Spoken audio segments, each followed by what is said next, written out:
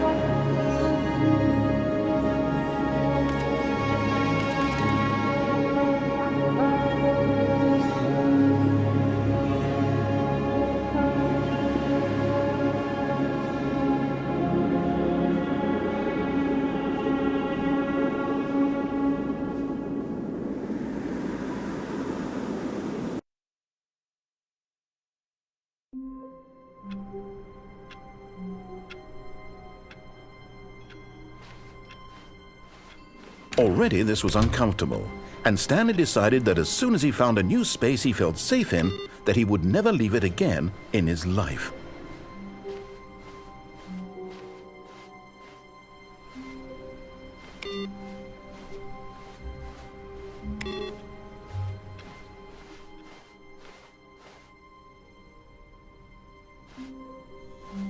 Oh, good. You noticed my sign. Yes, I have something very exciting to show you.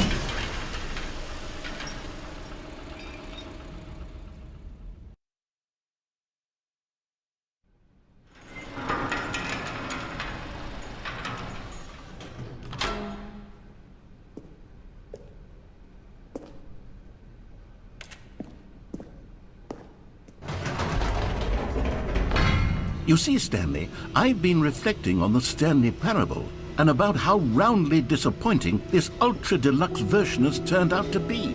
The original Stanley Parable was a landmark, and any new content for it should live up to that legacy. So forget this ultra-deluxe nonsense. I say we take it one step even further.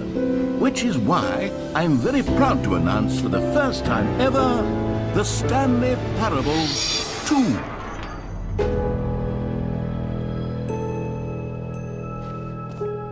Yes, you see, isn't this far superior to a measly re-release with a few minor additions? Think of all the new territory we'll cover with a fully fledged sequel. An entirely new experience, built from the ground up. Why, there are so many possibilities. It could go in so many different directions. This is what fans have truly been asking for.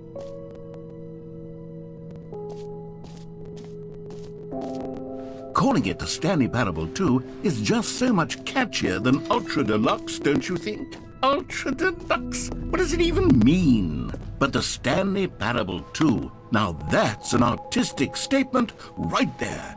It's future-oriented. It screams progress and innovation and long-term franchising potential.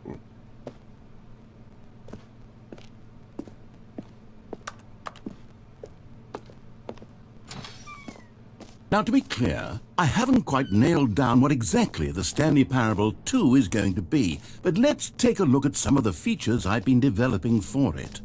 I figure that if I can loosely organize a handful of interesting concepts, that surely the game will sort of naturally spring up around them. It'll all work itself out. Game development is much more of a fuzzy magic than anything scientific or logical, really.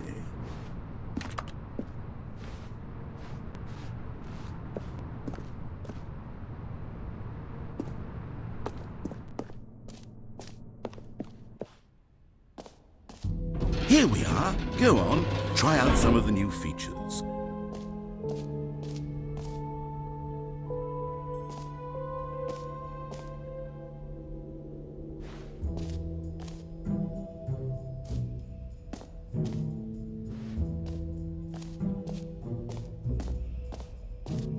For the Stanley Parable 2, I asked myself, what do players really want?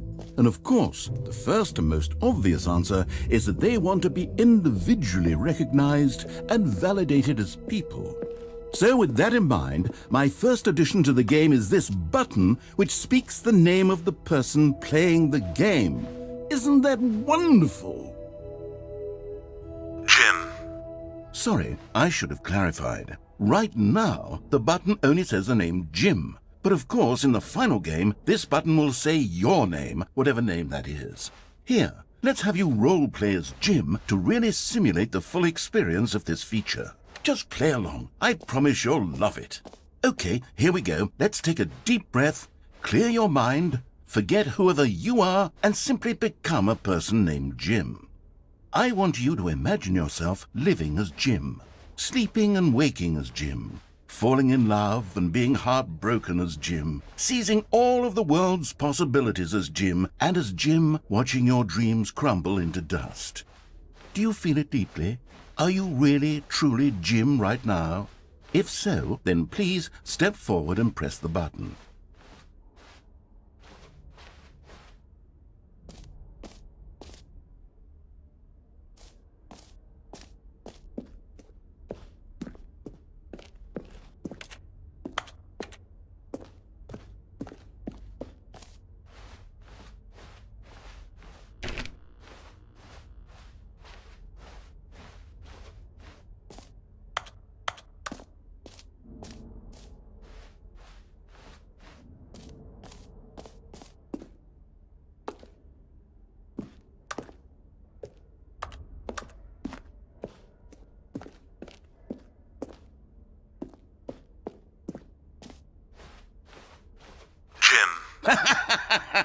Yes! You see?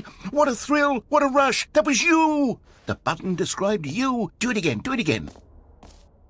Jim. Ooh, it hits even harder the second time. If this were the only new feature in the Stanley Parable 2, it would still be worth the money. Let's take a break from the Jim button. I'm too emotionally drained from all of this personal validation.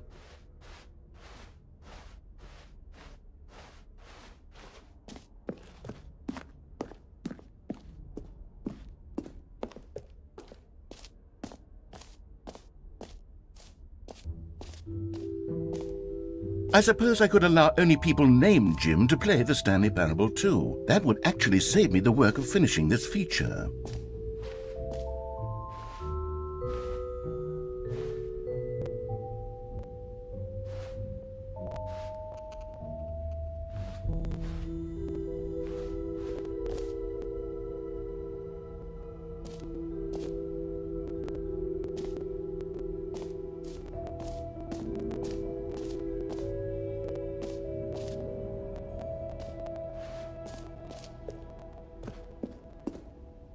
A common complaint of the Stanley Parable was that it was confusing and paradoxical, that it engendered a chaotic sense of reckless despair in those who played it. Well, I'm happy to say that after much consideration, I've engineered a clever solution to this fundamental problem with the game. It's the Stanley Parable Reassurance Bucket. You see, Stanley, anytime you're holding the bucket, a sense of calm and ease will fill your mind and your heart. It's true. As long as you hold on to the bucket, the many disorienting contradictions of the Stanley Parable will feel perfectly normal and perhaps even comforting. You may even come to long for the gentle embrace of jarring cognitive dissonance while the bucket is in your arms. And to be honest, it's a much more convenient solution for me than actually redesigning the game to be less uncomfortable. Can you imagine what a pain in the ass that would be? Yes, the bucket is the perfect solution. Come on, give it a try. Can you feel it? The glow of comfort, even in the face of crushing despair, must already be sweeping through your body. And in fact, can I say that I do believe the bucket lends you an air of charisma as well? I think that just holding it has made you the slightest bit more attractive as a person. The benefits of the bucket seem to go on, don't they? All this and more await you in the Stanley Parable 2.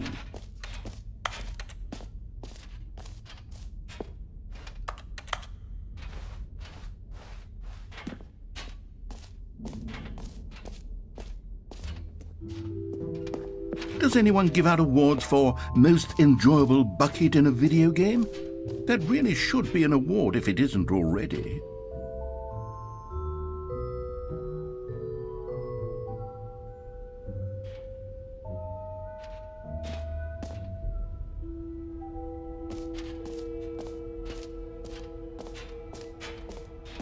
Okay, I'll be honest, I haven't yet decided on this one.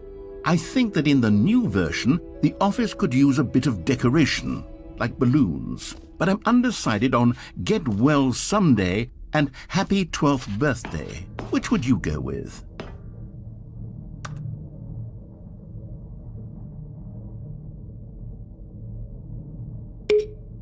You know, sometimes when you solicit another person's opinion, it makes you realize that you knew which one you actually really wanted all along. Happy 12th birthday, step-niece, it is.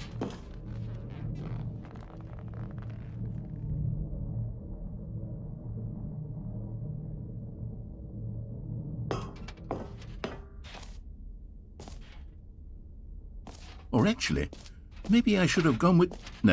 No, I've made my decision, we're moving on.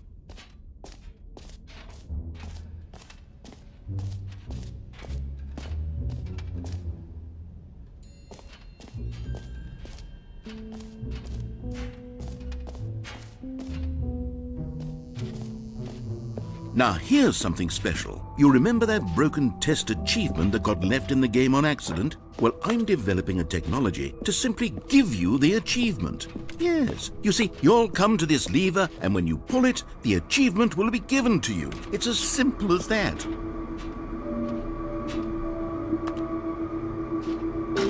Okay, perhaps I should have clarified. This is technology that will exist. Right now, the achievement is still fully broken. I'm not a wizard, Stanley, but I guarantee it will be fixed in the sequel to at last satisfy the hordes of ravenous fans all over the world who have been uproariously demanding this feature. Gamers, we hear you, and I promise it will happen.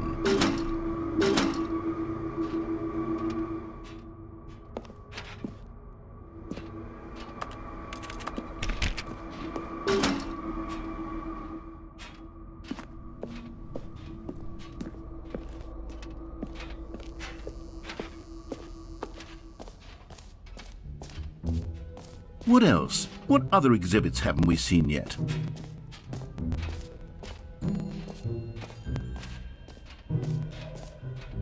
You know what? Let's bring the jump circle back for Stanley Parable 2 as well. It's... Oh, wait.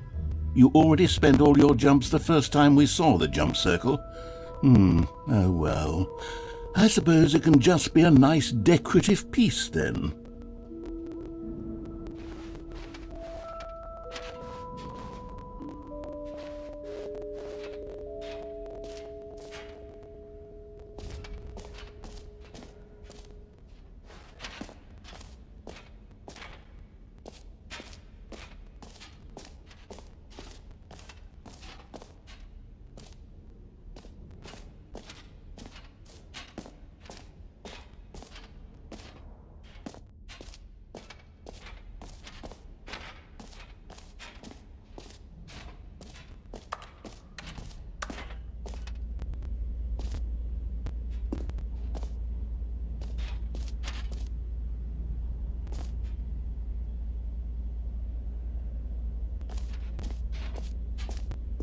Stanley, here's an idea that I'm truly fond of. It's never been done before in a video game. This is in fact a hole that you can fall down forever. That's right. Infinite falling. You can fall until the end of time if you like. A stunning leap forward for video games as a medium.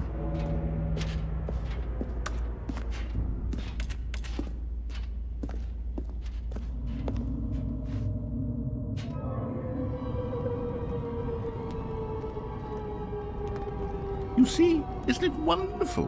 One of my more ingenious concoctions, if I do say so. Now then, since you've gotten to see the infinite hole, you can press the teleport button to pop back up to the top, and we can continue onward. Now, I don't mean to be a bummer, but I do recommend you use the teleport button to go back to the top. Maybe do it on the sooner rather than later spectrum of things.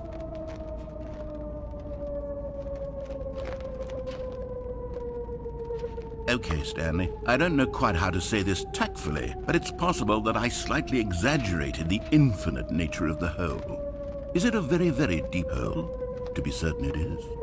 It's an extremely deep hole. I don't want anyone to say that it isn't an astonishingly deep hole. It is. Is it infinite?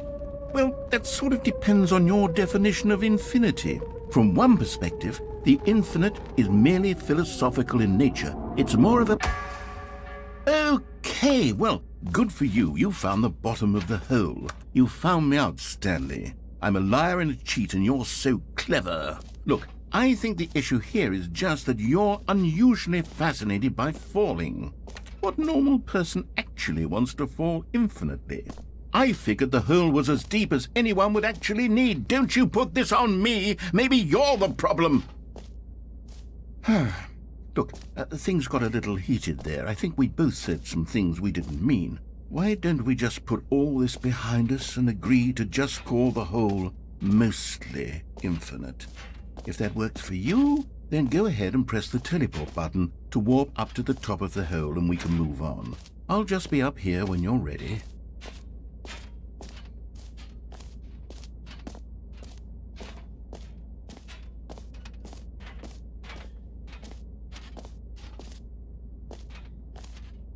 Great. Now, I'm very excited to show you even more of my ideas for the sequel.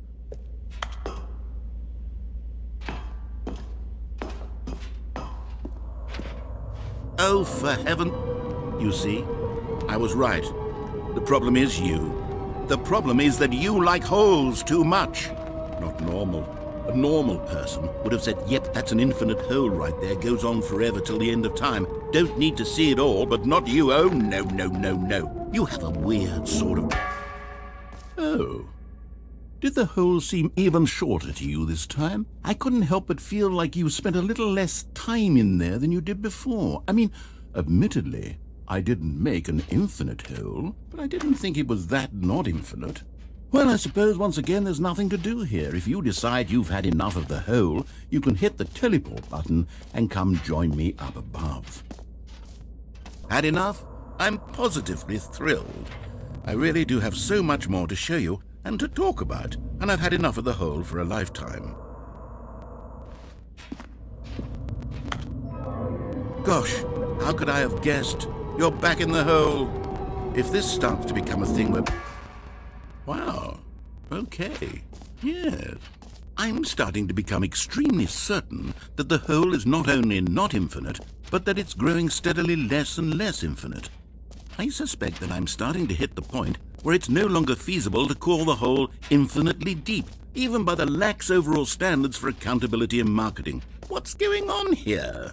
Stanley, I have no explanation for the uncertain nature of the hole's length. Here, let's try something. Let's pop back up to the top, and we'll see if it gets any shorter. Well, there it is. The shame of my lie has come. How is this still appealing to you? I know you're obsessed with holes, but at this depth, I just can't see this scratching the itch. Oh, who am I to judge? You just do whatever it is you're here to do and hit the teleport button when you're ready to move on. Is the, teleport button not working? You sure? Well, I mean, I really don't have an explanation. It was working just a moment ago. Try it again. Still nothing? Well, I suppose there is one thing I can do to fix this. I'm out. Goodbye, Stanley. You couldn't bear to be away from the hole, and now you'll get more time with it than you could ever have asked for. It's a win for everyone. You get to be with the hole, I get to do literally anything else. Take care, Stanley. I hope you and the hole have a wonderful rest of eternity together.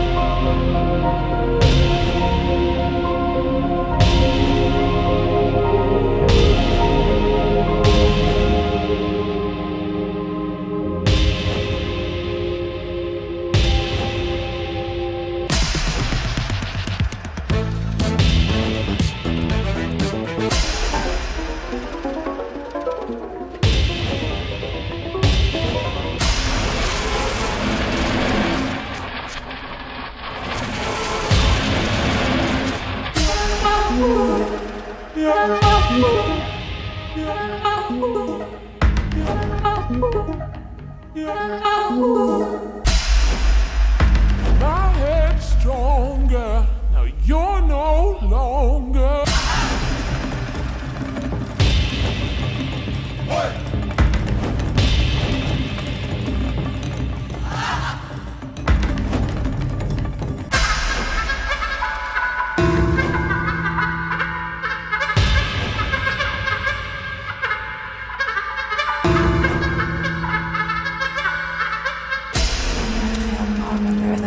afsluit nu stuist die wel ik stelt verveeld no way is na nou na eerste dat na zo beskikken het komt as het sarpas na zo manier veel was hier.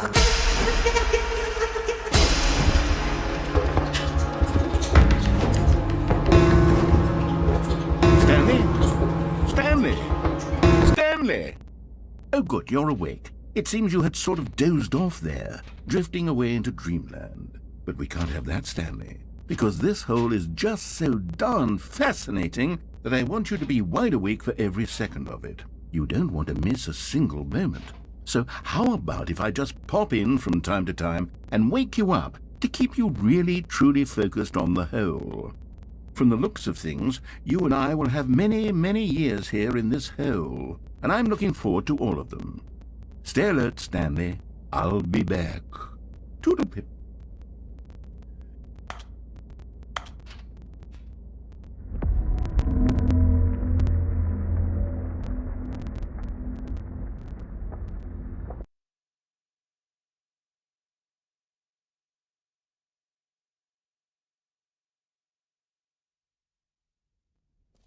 Here we are. Go on, try out some of the new features.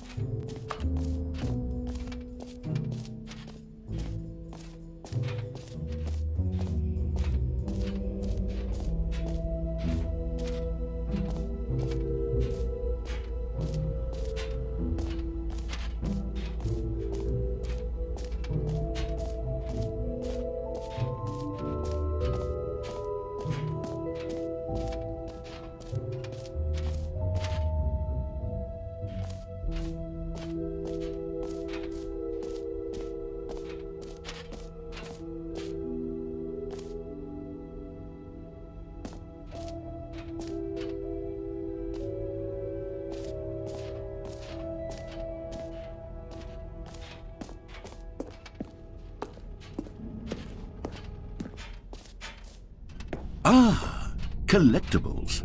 Now it's a real video game. In the Stanley Parable 2, you'll run around gathering up these miniature Stanley figurines. And what's truly innovative is that there will be no reward for collecting all of them. I don't want to stifle the intrinsic joy of watching a number go up. You simply collect all of them, and then you move the hell on with your unremarkable life.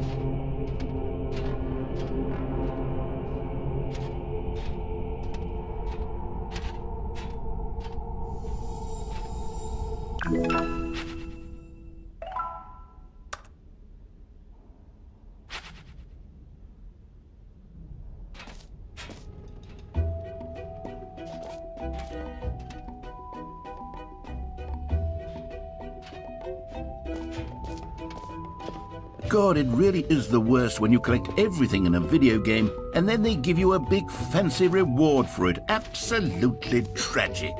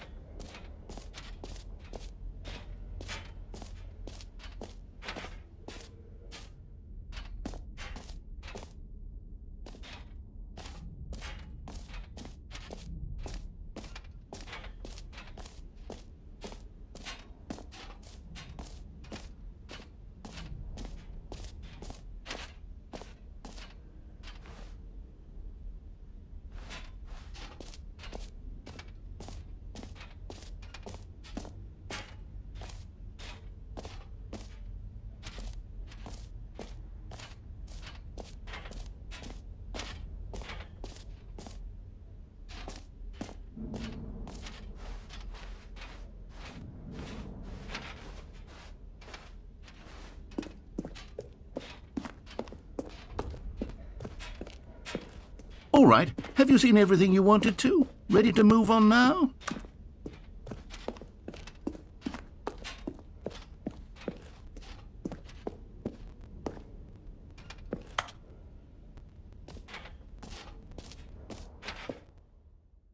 So, Stanley, what do you think? Do you like all of the new features? Yes, I know it's not exactly clear yet how exactly these features will come together as one single coherent video game, but I can feel it in my soul. It's going to work. There's definitely a good game in there somewhere. Say, let's do an experiment. I'll arrange these new features together, and we'll see whether or not it coheres into a meaningful gameplay experience. Okay, are you ready? Here it is. I give you the Stanley Parable 2.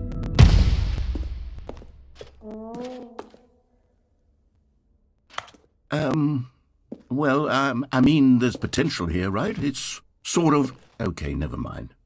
Hold on, let me do a different arrangement. Okay, yes, this is much better. I feel good about this. Here we go. Version 2. Who am I kidding, Stanley? This isn't a coherent video game at all. It's a lot of gags. And I do very much enjoy creating gags, but they don't add up to anything. I wanted more than anything to create a sequel that would capture all the magic of the first game. I wanted fans to love it. No matter how good these gags are, they won't stand on their own. They would need the structure and the gameplay of the original. Wait, maybe that's it. I can take the original Stanley Parable and simply, well, insert a few of my new features into it. Tastefully, of course. With respect. With care for the vision and integrity of the original game. Would it possibly work? I suppose it could. But it would need a really, really tremendous title screen. A title screen that says with bold and uncompromising conviction, "This is the Stanley Parable 2." Let me see if I can whip something up. All right, perfect. Go ahead. Take a look.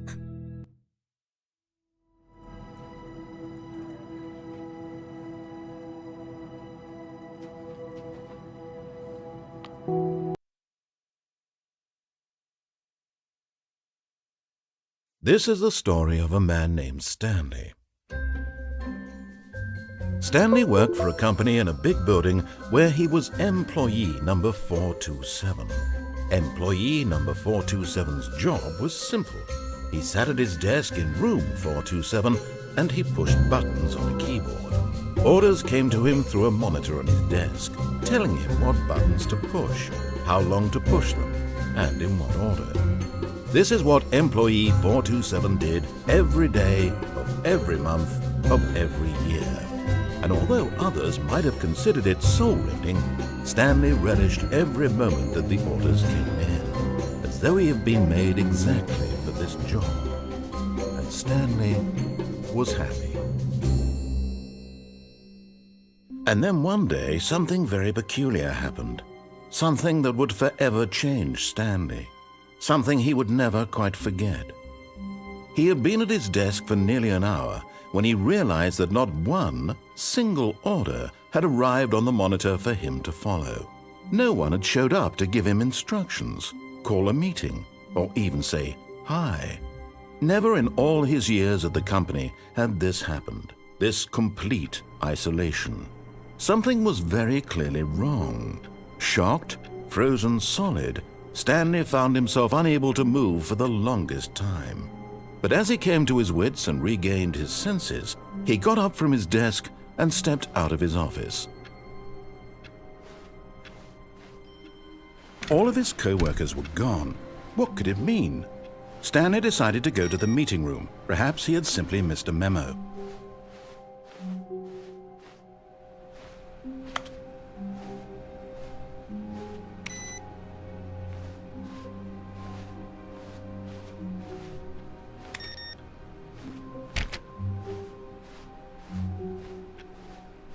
Stanley felt the bucket calling to him, begging him to pick it up.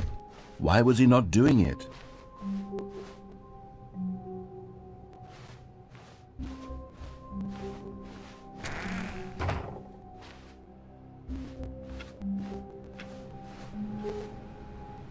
Stanley picked up the bucket.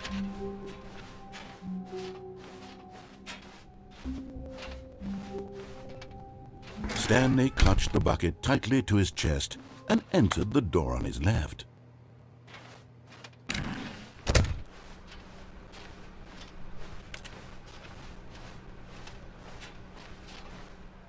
Still no one was here. Stanley needed the bucket's warmth and comfort now more than ever. Perhaps his boss's office was where he'd find answers. Oh, Stanley, can you feel it? The broom closet. It wants the bucket. You can feel that, can't you? The aura of jealousy? It's as clear as day. This broom closet believes it deserves the bucket. I can really feel it now. It's a bucket. It belongs in a broom closet. That's what the broom closet is trying to say here. It's supposed to go with the other cleaning supplies. Good for you, Stanley. Don't give in. Don't hand over the bucket. I know how hard it must be, given the pressure that the broom closet is putting on your shoulders right now, but you have to be strong. This is your bucket. This is your companion and lifelong friend. You can't hand it over. Oh, no. We're getting into name-calling now, it seems. Is this how low the broom closet has sunk, that it has to resort to this stream of petty insults simply in order to get you to hand over the bucket? Stanley, I never liked this broom closet for a variety of reasons, but even this is worse than I had imagined. And wait, now the broom closet has the gall to imply that you and the bucket are not truly deep and lasting friends? That your relationship is purely superficial and convenient? That your life is so banal and meaningless that you'd feel the same sort of kinship towards any inanimate object which happened to lay in your path in an even partially enticing manner? Well, I never. Go on, Stanley. Lay into it. Really tell the broom closet off for its demeaning comments. Expand on the wide variety of experiences you and the bucket have shared together. Go through each of them point by point. Share your journal entries detailing the rich emotional landscape of your feelings for the bucket as they have changed and evolved over the years. Let him have it.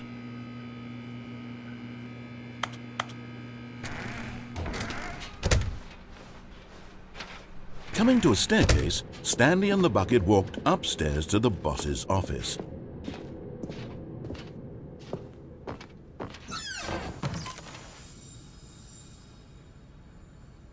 You found one of them. One of the miniature Stanley figurines. Remember, no reward for collecting all of these, only the intrinsic pleasure of a job well done. You can't buy that sort of happiness, Stanley. God knows I've tried. So, I implore you to savor each and every moment you come across one of these beautiful figurines.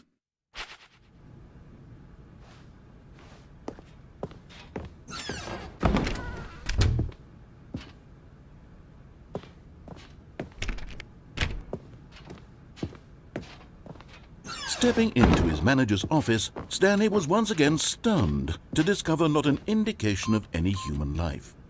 Crushed by the weight of this revelation, but Stanley guessed the correct code by sheer luck. Was it that the bucket knew all along? Was the bucket guiding him? Yes, this is certainly the most logical explanation. Another miniature Stanley figurine. This, there really must be a snappier name for these things. What about mini-stands? Stanley figs? Or what about Stanlerines? Yes, I think I like that. Another Stanlerine under your belt.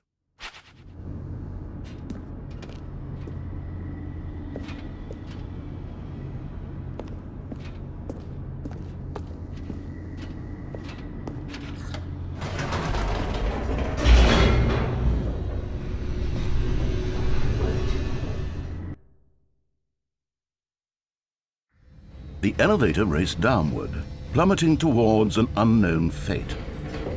It would be all Stanley could do to keep himself together, if not for the bucket. Soothing him, comforting him, reassuring that in this darkest moment of uncertainty, he would be all right. The bucket is here for you, Stanley. Everything will be fine.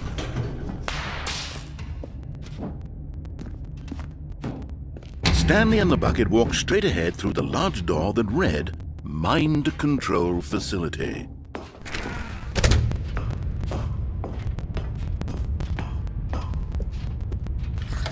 The lights rose on an enormous room packed with television screens. What horrible secret did this place hold? Stanley and the bucket both wondered to themselves.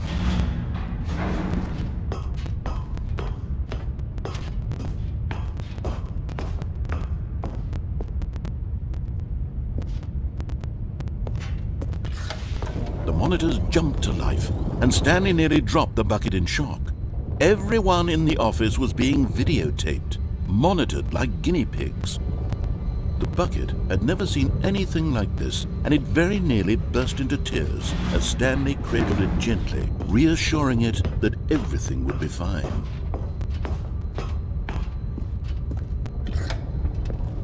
Was the bucket under the mind control facility's influence as well? Had the bucket been told to do things it didn't wish to do? What kinds of things does a bucket want to do or not want to do in the first place? These questions raced furiously in Stanley's feeble mind.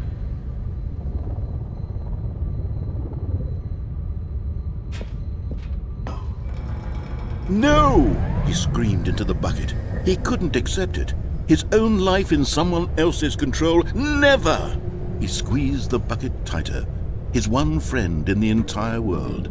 At this point, he could trust no one except for the bucket.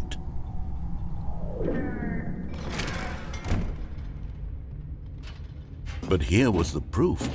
The heart of the operation. Controls labeled with emotions, happy or sad or content. Walking, eating, working, all of it monitored and commanded from this very place. And as the cold reality of his past began to sink in, Stanley decided that this machinery would never again exert its terrible power over another human life. For he and the bucket would dismantle the controls for good. Two best friends, Stanley and the bucket, up against the world. They high-fived in a really cool way, and the bucket made a sassy comment about taking down the system.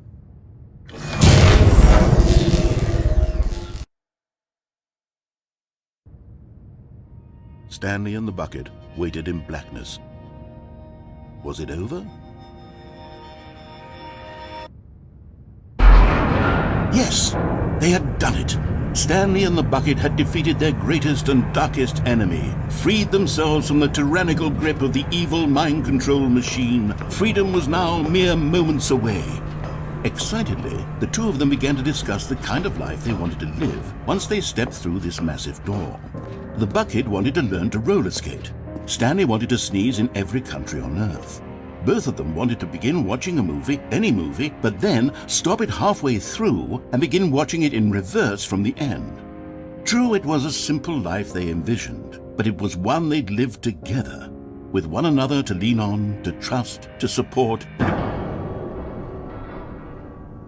What? Wait. What was happening?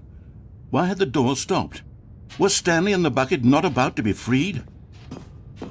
An unbearable silence filled the room, lingering in uncertainty, until finally the truth hit Stanley square in the face. This building did not want the bucket to leave. Even the facility itself recognized the incredible calming presence of the bucket, needed the soothing warmth of the bucket, would go to any lengths not to part with the bucket. No. Stanley can't leave this place, not while he has such a precious bucket in his arms, not while this building has anything to say about it. Stanley realized he would never again leave this very room, but at least he has the bucket. To be trapped eternally in darkness isn't really so bad, Stanley thought to himself. As long as I have my bucket with me, right? I'll be okay, won't I? Stanley gulped. Very soon now, he was about to find out.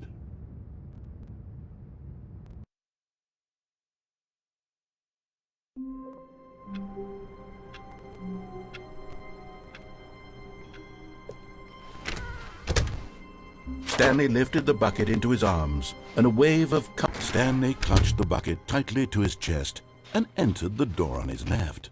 This was not the correct way to the meeting room, but Stanley had felt the bucket calling to him, telling him that the employee lounge was simply the place to be.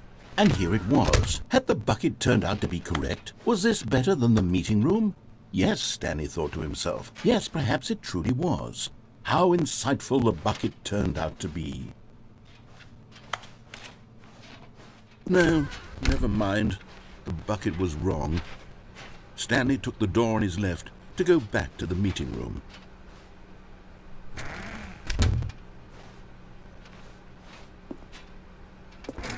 No, Said the bucket. don't go to the meeting room. Go somewhere else. The cargo lift, yes. Go there. Go to the cargo lift. Okay, I'm going back to the name of these little Stanley figurines, and now I'm torn between Stanlerines and Figlies. What do you think, Stanley? What name better encapsulates the intrinsic sense of happiness that you get from seeing a small number in the corner of your screen go up by 1? Let me sit on it. I'm sure it will come to me.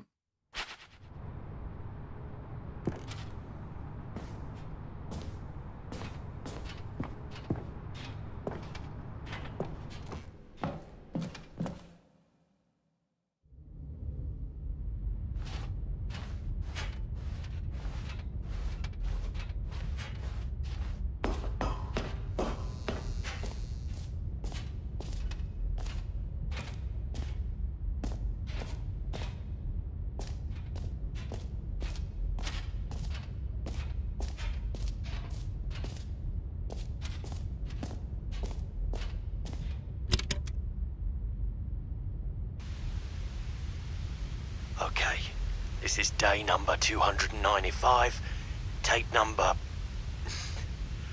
I don't even know. I've lost track. Nothing feels real anymore. The longer I study this bucket, the less sense anything makes. The sheer euphoria I feel every time I pick it up. No matter how many times I've done it, it's always the same feeling. And the emptiness in my chest when I set it down. It doesn't make sense. There's no explanation for it. I still haven't figured out why I see the world so differently when this bucket is in my arms. Why everything feels so... What do I do with this treasure? I can monetize it. Yes. It's unthinkable the amounts of money people will pay for even just an hour with the bucket. This is my golden ticket. But I have to be careful, because as soon as this gets out, there's going to be a target on my back. Even now, I don't know who might be trying to get... What's that? Who's there?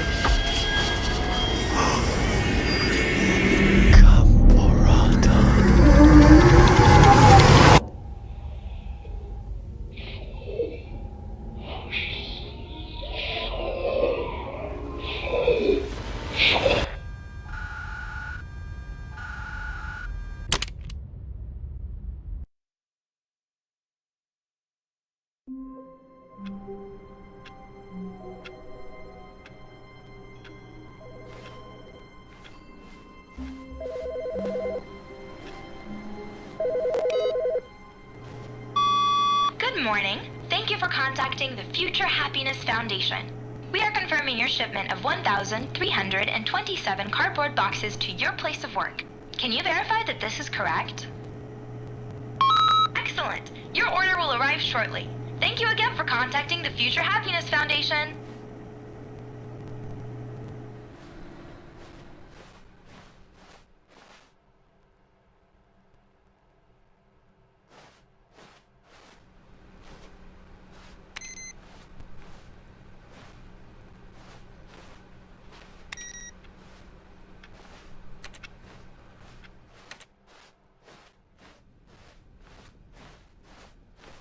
When Stanley came to a set of 2 open doors, this was not the correct way to the meeting room, and Stanley knew it perfectly well. Perhaps he wanted to stop by the employee lounge first, just to admire it. It was okay. But eager to get back to business, Stanley took the first open door on his left. And so he detoured through the maintenance section, walked straight ahead to the opposite door, and got back on track.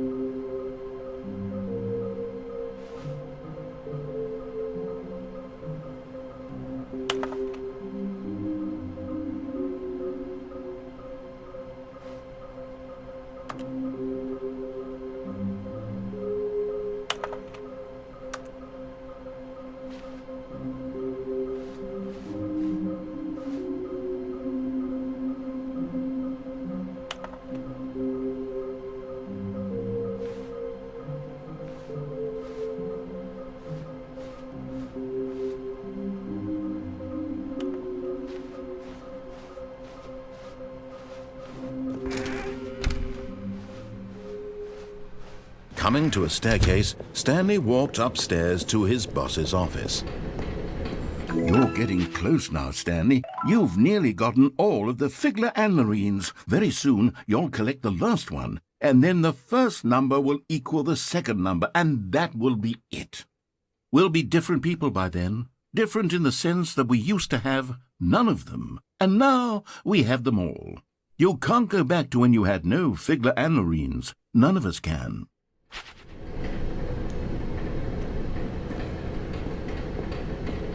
But Stanley just couldn't do it. He considered the possibility of facing his boss, admitting he had left his post during work hours. He might be fired for that. And in such a competitive economy, why had he taken that risk? All because he believed everyone had vanished? His boss would think he was crazy. And then something occurred to Stanley. Maybe, he thought to himself, maybe I am crazy. All of my co-workers blinking mysteriously out of existence in a single moment for no reason at all? None of it made any logical sense.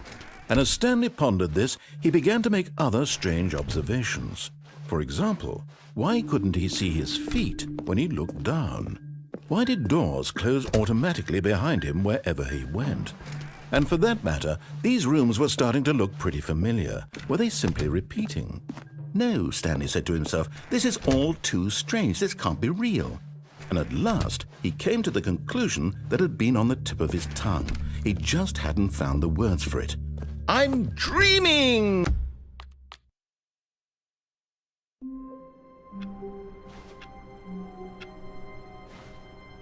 All of his co-workers were gone.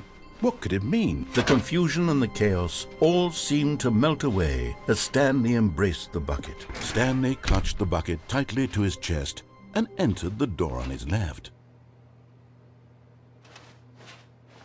This was not the correct way to the meeting room, but Stanley had felt the bucket calling to him, telling him that the employee lounge was simply the place to be. And here it was. Had the bucket turned out to be correct? Was this better than the meeting room? No, never mind. The bucket was wrong. Stanley took the door on his left to go back to the meeting room.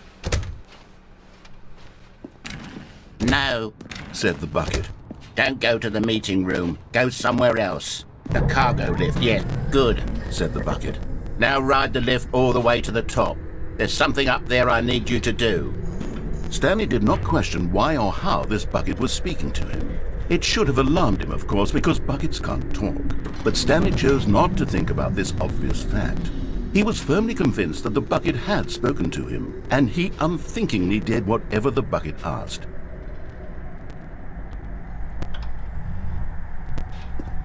In here. Said the bucket. Go into this dark room over here. Stanley once again obeyed blindly.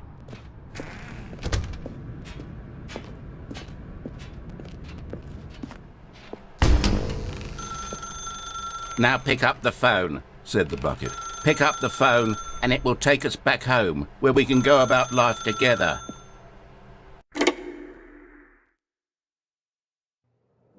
This is the sad story of a man named Stanley and his bucket. Once upon a time, I gave Stanley a bucket because I thought he was lonely and could use a friend. And then, very distressingly, he began to believe the bucket could speak to him.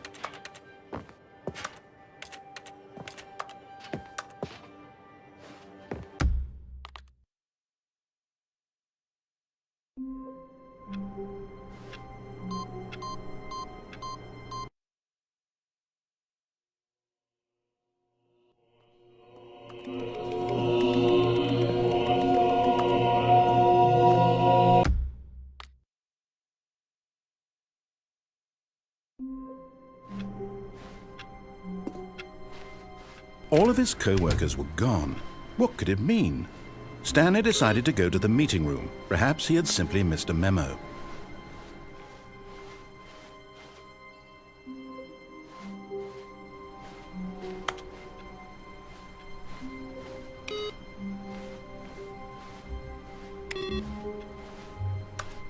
Warmth spread through Stanley's arms. With the bucket in his arms again, he was home. Stanley clutched the bucket tightly to his chest and entered the door on his left.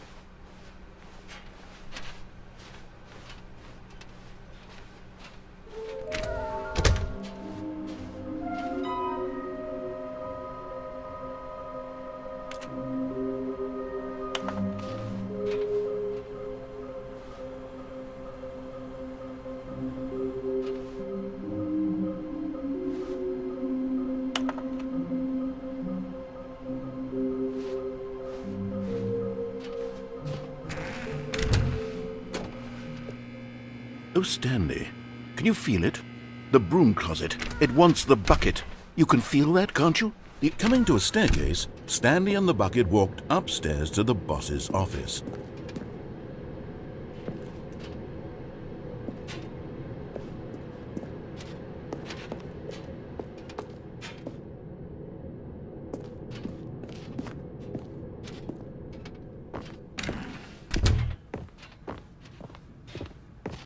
Stepping into his manager's office, Stanley was once again stunned to discover not an indication of any human life.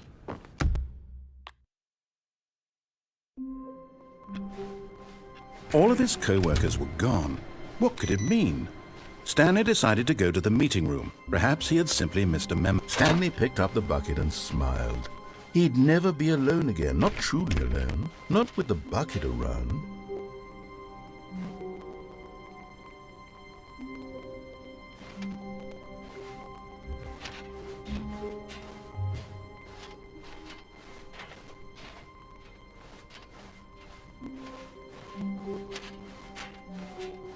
Stanley clutched the bucket tightly to his chest and entered the door on his left. This was not the correct way to the meeting room, but Stanley had felt the bucket calling to him, telling him that the employee lounge was simply the place to be. And here it was. Had the bucket turned out to be correct? Was this better than the meeting room? Yes, Stanley thought to himself. Yes, perhaps it truly was. How insightful the bucket turned out to be. No, never mind. The bucket was wrong. Stanley took the door on his left to go back to the... And so the two of them detoured through the maintenance section and walked straight ahead to the opposite door.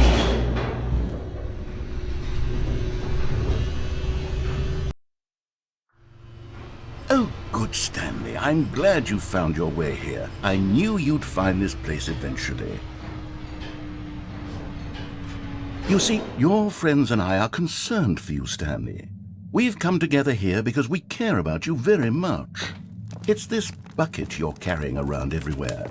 The bucket isn't even from the original Stanley Parable. It's just sequel content. We're the ones that matter, Stanley. Classic characters from the first game, like the Adventure Line and the Broom Closet. Because that's what fans want from a sequel. They want more of their favorite jokes, not this bucket that they've never seen before. Yes, I know I'm the one who gave you the bucket, but you're spending too much time with it. Don't you want another story involving the Adventure Line? We could make the Adventure Line go somewhere new. Yes, yes, that's what the fans want. Let's do it. Whee! Look at that wacky line. Who knows where it'll go off to next? Oh, and it played some silly music as well.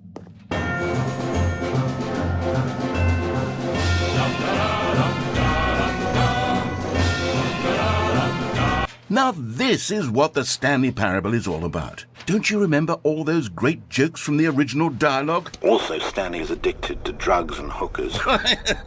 Yes, it's as classic now as it was back then. Let's do it for the fans, Stanley. Let's give them more content exactly like this.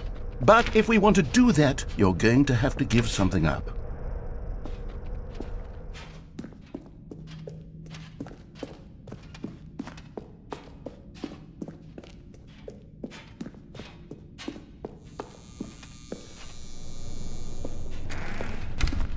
Don't you get it, Stanley?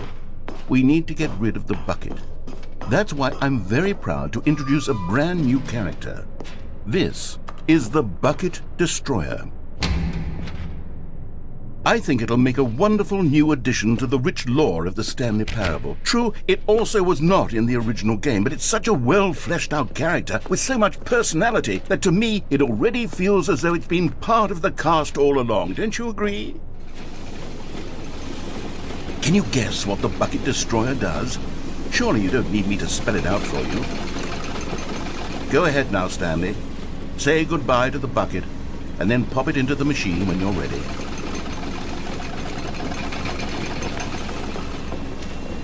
Now listen to me. It's crucial that you give it the bucket.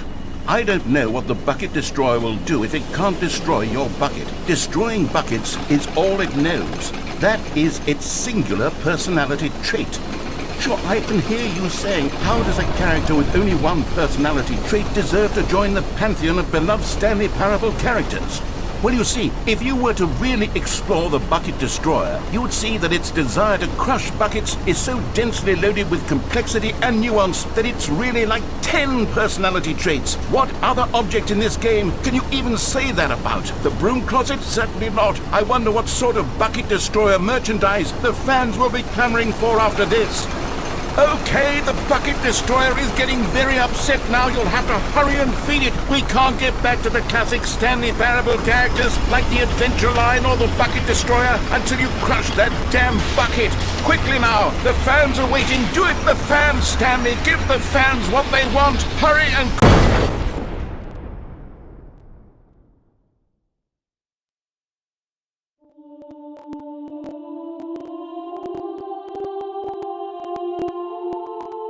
The Bucket Destroyer, my prized creation. You had so much potential. We were going to do such marvelous things with you, tell such spellbinding stories about you. All of it squandered now. Goodbye, new friend.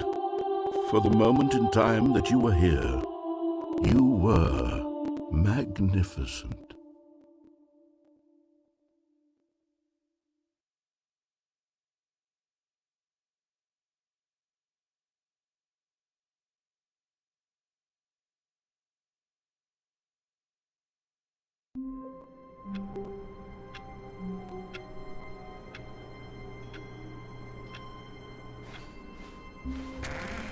The good old bucket. Just Stanley and the bucket, off on another thrilling adventure together. Stanley clutched the bucket tightly to his chest and entered the door on his left. This was not the correct way to the meeting room, but Stanley had felt the bucket calling to him, telling him that the employee lounge was simply the place to be. And here it was. Had the bucket turned out to be correct? Was this better than the meeting? No, never mind. The bucket was wrong. Stanley took the door on his left to go back to the meeting room. No. said the bucket. Don't go to the meeting room. Go somewhere else. The cargo lift, yes. Go there. Go to the cargo lift. Good, Said the bucket. now ride the lift all the way to the top. There's something up there I need you to do. Stanley did not question why or how this bucket was speaking to him. It should have alarmed him, of course, because buckets can't talk. But Stanley chose not to think about this obvious fact. He was firmly convinced that the bucket had spoken to him, and he unthinkingly did whatever the bucket asked.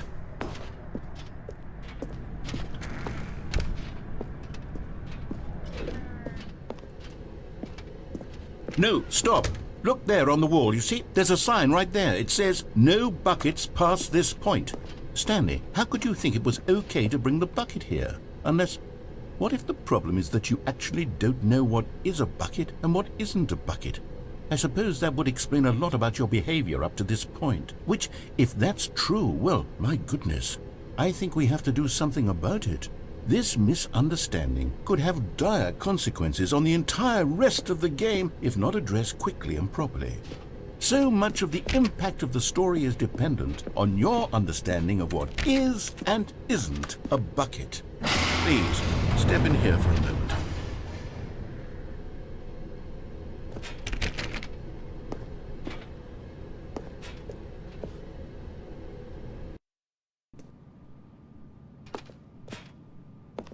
Now then, I'm going to run you through some test scenarios, and you'll tell me whether or not the thing I'm showing you is a bucket.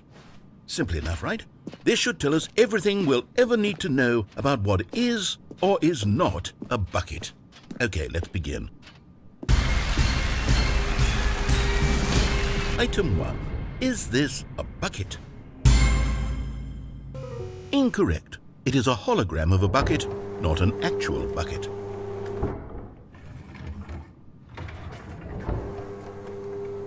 Item 2.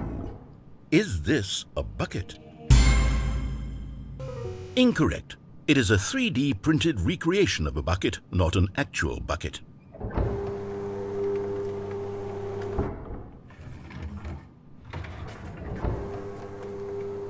Item 3. Is this a bucket? Correct. This is a bucket.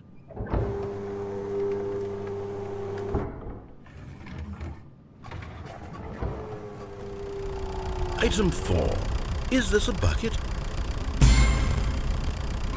Correct. This is a tractor and not a bucket. To be honest, I just sort of put this one in here as a gimme, but I was starting to get concerned that even this might be too much for you. Thank you for not making me look like an idiot. Okay, next one.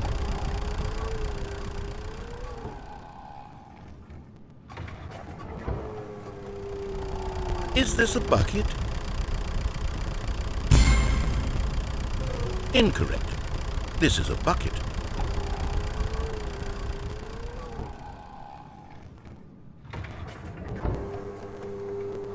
Item 6. Is this a bucket? Trick question.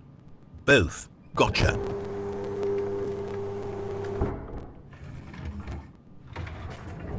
Item...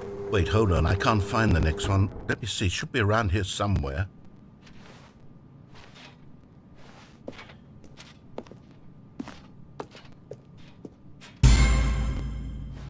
Yes, thank you. There's nothing here. Of course it isn't a bucket.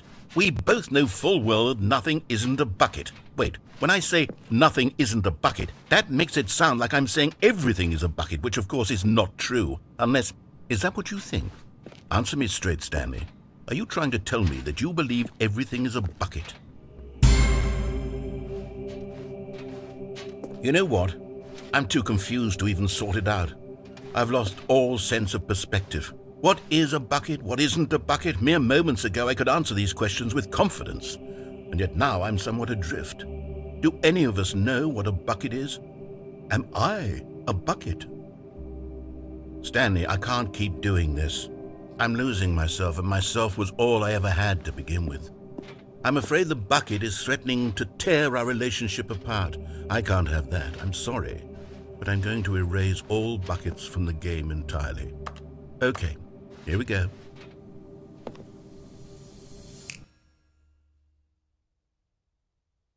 What happened? Is everything gone? Why did everything disappear? Wait, was everything a bucket? Every single thing in the game was a bucket.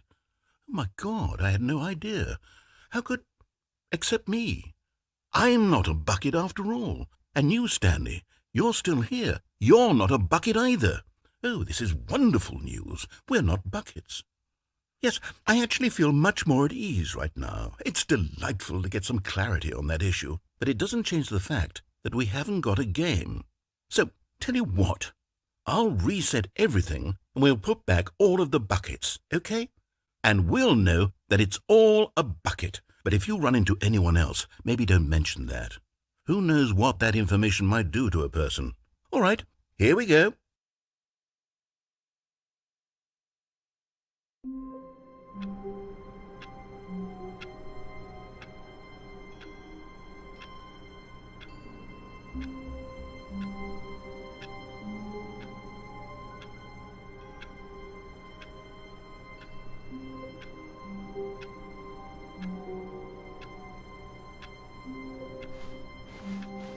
Even now, Stanley's office was a distant memory.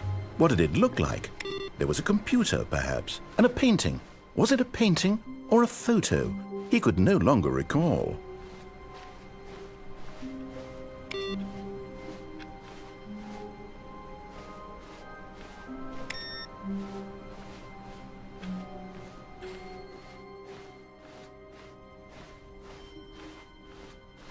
When Stanley came to a set of 2 open doors, this was not the correct way to the meeting room, and Stanley knew it perfectly well. Perhaps he wanted to stop by the employee lounge first, just to admire it. It was okay. But eager to get back to business, Stanley took the first open door on his left. Stanley was so bad at following directions, it's incredible he wasn't fired years ago. Look, Stanley, I think perhaps we've gotten off on the wrong foot here. I'm not your enemy, really, I'm not. I realize that investing your trust in someone else can be difficult, but the fact is that the story has been about nothing but you all this time. There's someone you've been neglecting, What? Really? I was in the middle of something. Do you have zero consideration for others? Are you that convinced that I want something bad to happen to you? Why, I don't know how to convince you of this, but I really do want to help you, to show you something beautiful. Look, let me prove it. Let me prove that I'm on your side. And there it is, the last Stiggly Wiggly. Savor this moment, Stanley. This is a real accomplishment. This is doing something just for the sake of doing it. Where so many people expect to be rewarded for the most trivial achievements, you've insisted that a job well done is its own reward. I would tell you that I'm proud of you for collecting them all, but that would be like a reward, and we can't have that. So, instead I'll just say, it's done. We're all done here, and now we can go to whatever the hell you were doing before you hunted for figurines. Now listen carefully, this is important. Stanley walked through the red door. Oh, thank God you are willing to listen to me. Do you see that I really have wanted you to be happy all this time? The problem is all these choices. The two of us always trying to get somewhere that isn't here. Running and running and running, just the way you're doing right now. Don't you see that it's killing us, Stanley? I want it to stop. We would both be so much happier if we just stopped. And I think I have a solution. Here, let me show you.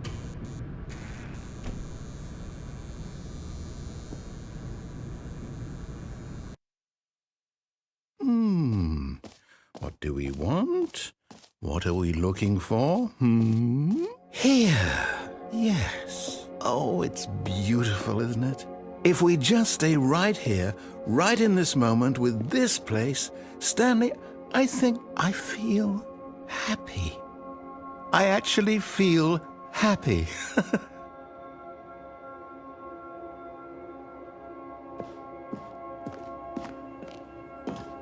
No, wait. Where are you going? Oh, no.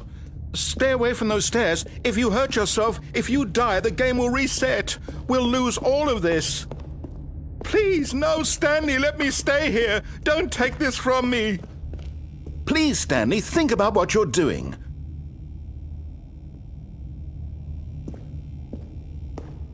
No! Oh, thank God. You lived. You had me worried there for a moment. Now, can we please get back to the other room? There. See? This is what you want. This is where we can both be happy. We really can. If we stop moving, we just have to stop moving.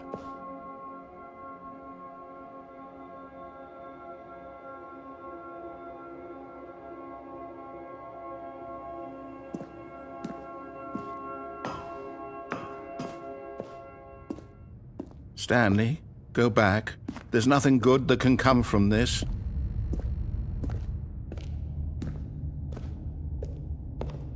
No. No. What do you just not believe me? What can I say to convince you?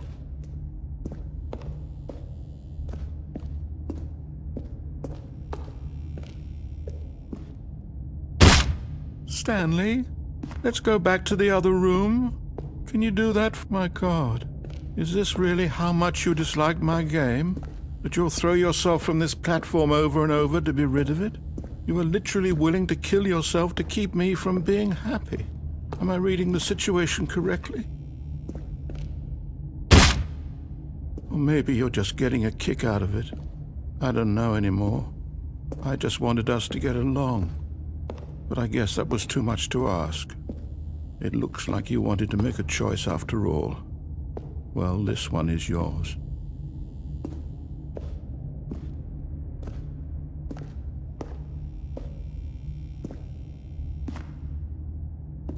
Is it over? It's going to restart, isn't it? I'm going back.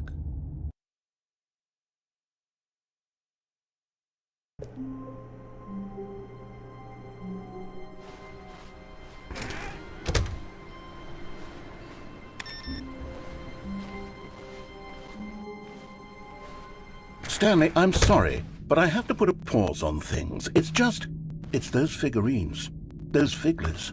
I haven't stopped thinking about them since you nabbed every last one.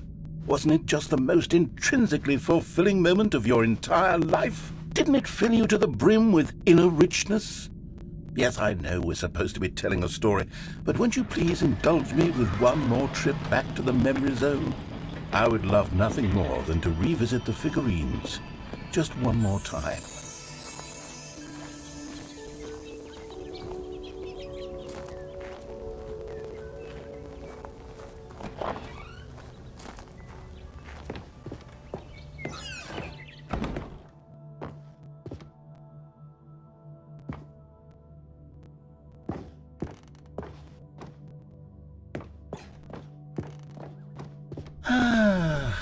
Here's where it all began. The first collectible. Back then, we had no idea of how many of them we'd find. Sure, it said 6 right there on the screen, but how could we know for certain? We were so innocent. We'll never be like that again, Stanley.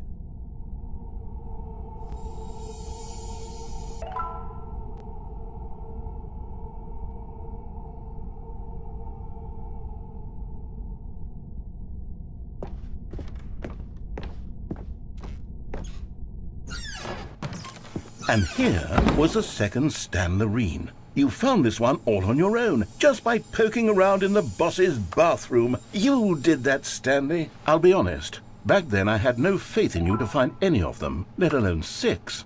But you continue to surprise me in all sorts of mundane, unremarkable ways.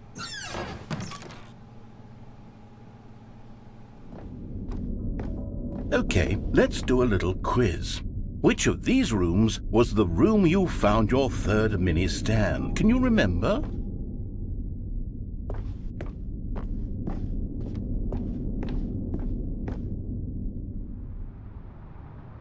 No. The warehouse was the 4th place you found a Figanley, not the 3rd. well, I guess perhaps I shouldn't be surprised. Memories like these are so precious and so cherished that they all just sort of blend together, don't they? You know what? If the warehouse feels like the third place you found a collectible, then who am I to go making judgments?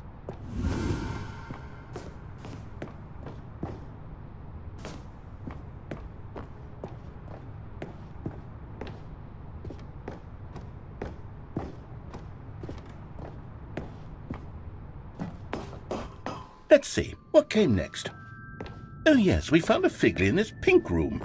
Oh well, I can't actually say I remember being in this room, but it's here in the memory zone, so it must have happened.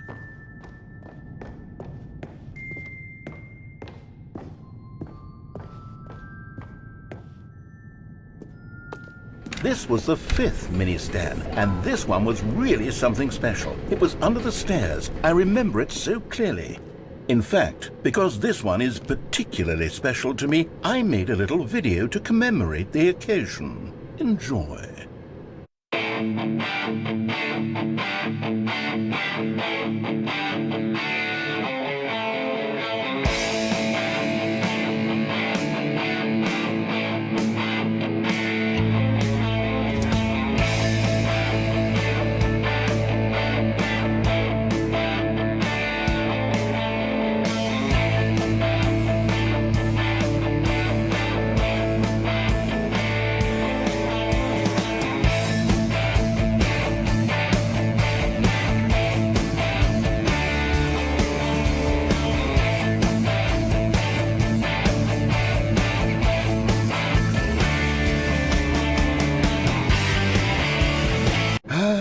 Takes you back, doesn't it? I spent a lot of time making that video, but it was 8 minutes I wouldn't have spent on anything else.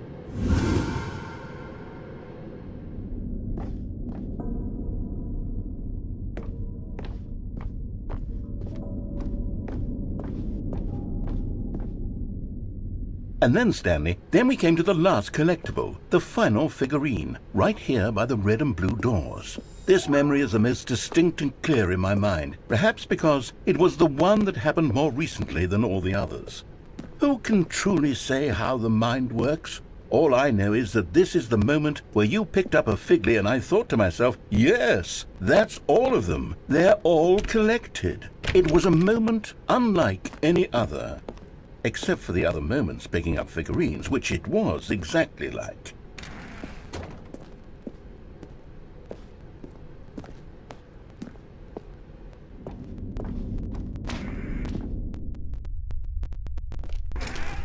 And then there was no more, because we've caught up to the present moment. Nothing left to do but move onward into the future. Goodbye, Memory Zone.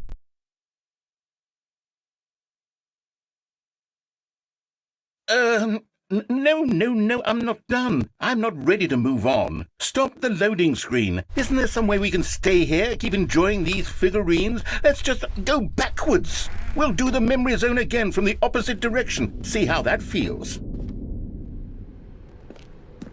Okay, yes, the room with the red and blue doors. I remember this.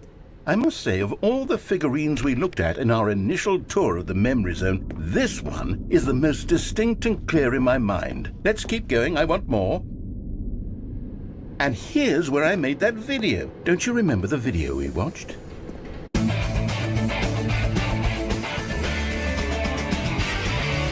Yes, I love that video.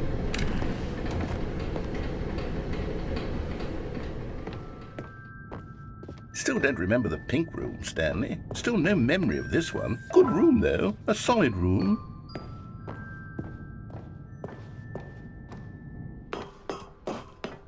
These really were a treat to hunt down. You know, if there had been any kind of reward for finding all of these, it really would have neutered the intrinsic joy of collecting them. I'm very glad we resisted the temptation. Next one.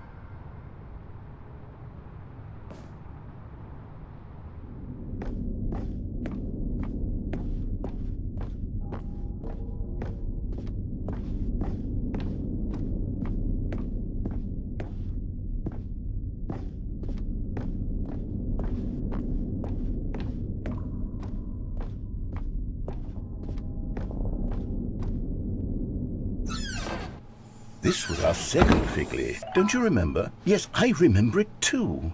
The past is truly a wonderful thing. Why does anyone ever choose to leave it? Keep going. This is it. The very first one we found in the exhibit where I introduced you to the figurines. Oh, I want more memories, Stanley. I want to keep going. What else is there? What came before this?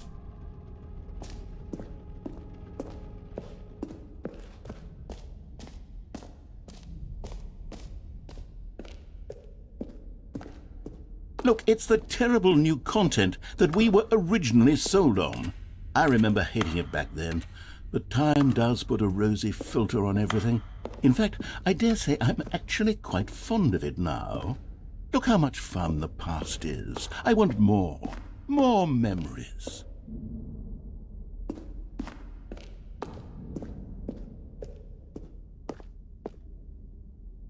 Oh, yes, the two doors. Who could have forgotten that? A classic memory, this one.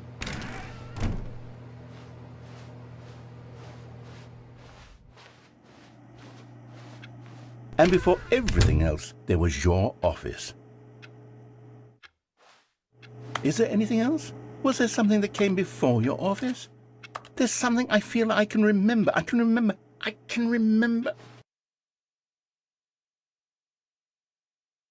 Yes, I'm remembering something now. I remember before this whole story got started. Back then I was different. I used to make big decisions. I was passionate. I was skeptical. I weighed each decision with profound thoughtfulness. And then somewhere along the way, I stopped making decisions. I became lazy, and I came up with a character named Stanley to do my thinking for me. He would make the decisions. He would decide which way to go. I would cheer him on as he collected figurines for no reason. Why did I invent Stanley? Was I lonely? Yes, perhaps that's it. Perhaps I needed to imagine I had companionship.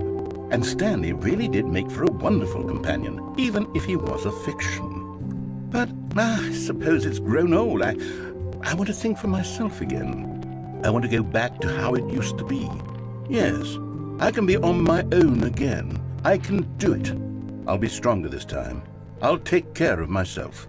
I don't need Stanley anymore. Oh, but he truly was so much fun to play with. You know what? Since we're in the memory zone, how about one more good memory? Let's go back just once and give Stanley one more run of the office, and then I'll retire him for good. I did enjoy telling his story so very much. Okay, here we go. This is the story of a man named Stanley.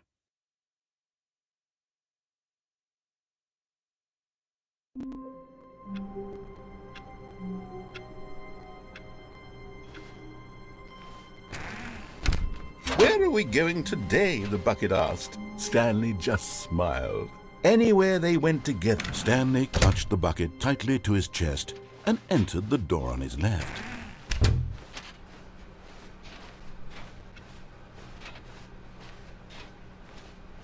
Still no one was here. Stanley needed the bucket's warmth and comfort now more than ever. Perhaps his boss's office was where he'd find answers.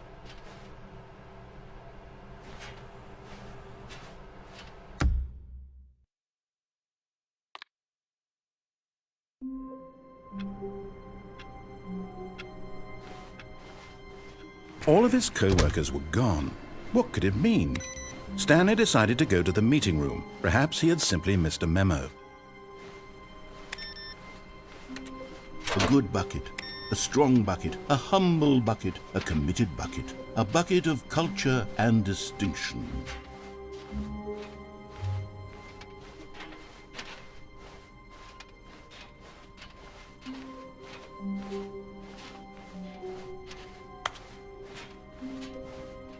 Stanley clutched the bucket tightly to his chest and entered the door on his left.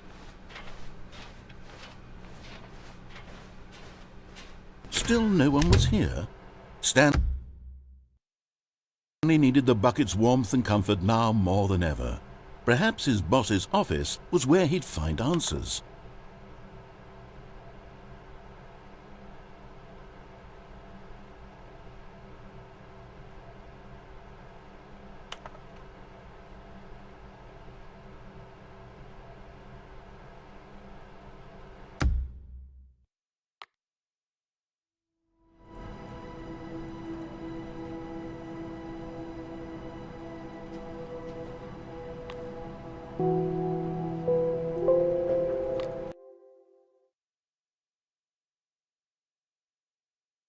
This is the story of a man named Stanley. Stanley worked for a company in a big building where he was employee number 427. Employee number 427's job was simple. He sat at his desk in room 427 and he pushed buttons on a keyboard. Orders came to him through a monitor on his desk, telling him what buttons to push, how long to push them, and in what order. This is what employee 427 did every day of every month of every year. And although others might have considered it soul-rending, Stanley relished every moment that the orders came in, as though he had been made exactly for this job. And Stanley was happy. And then one day, something very peculiar happened. Something that would forever change Stanley. Something he would never quite forget. He had been at his desk for nearly an hour when he realized that not one single order had arrived on the monitor for him to follow.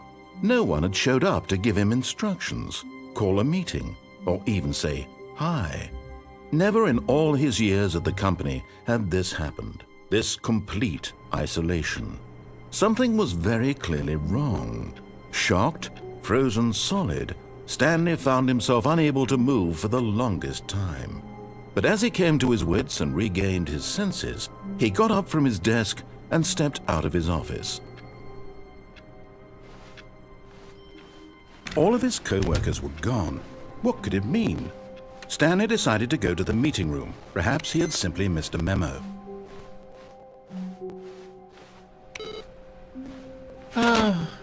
The embrace of an old friend, a weathered companionship that stands the test of time. Stanley clutched the bucket tightly to his chest and entered the door on his left. Still no one was here. Stanley